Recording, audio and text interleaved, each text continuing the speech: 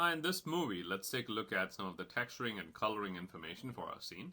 So our scene is displayed right here with all the existing assets that have been provided to us, so we can take these assets and animate them and do our story.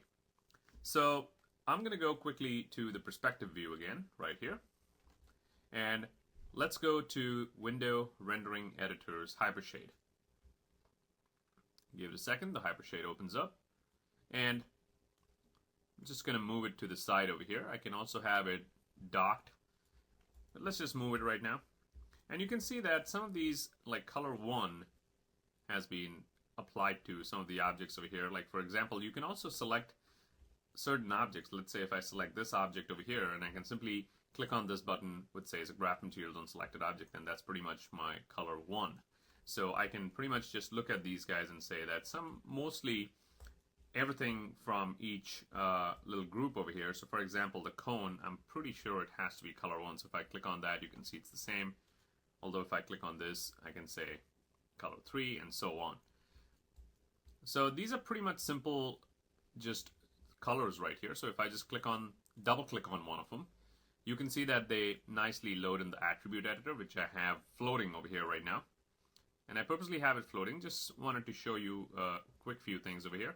So these don't have any other texture maps applied, so pretty much the color has been changed. So if I cycle through the color 1, which is the orange color, color 2, you can see just a few attributes over here are changing in the specular shading rollout, and sometimes also in the color material attributes rollout over here. So if I just go here, you can see the ambient color was different for the green, and the pink, you can see that the reflectivity was different. So pretty much a few changes have been made, and pretty much all these are, as you can see, a blend shader type, and all the way to white right here. And you also have the dark gray or almost towards black right there. Then right over here you have the set back wall and you have the set shelf right here. So let's go down. So these two, if I just click on this, you can see that they are a Lambert. So this one's a Lambert and so is this one. But then you can definitely see that some texture has been applied to both. So right here on the color channel.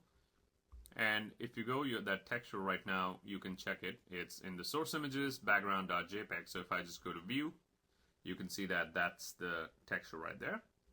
And let's quickly take a look at the hypershade as well. So if I click on one of the back walls, it's in a layer. I can actually unreference that. Let's click on the back wall right there. Let's go back to our hypershade. And if I quickly say graph materials on selected object, you can see that this is what shows up. So you can see that this is my, if I double click again, that's my Lambert, and that's the file that was going into the background JPEG. So pretty much that's what's there at the scene in terms of the texture. It's a very, very simple scene. Everything else is colors except for the back wall and this bottom piece over here, which is the shelf. Everything else is just simply colors, and just these two are using that exactly the same texture which we just saw right here. So I'll see you in the next video in which we'll talk about lighting.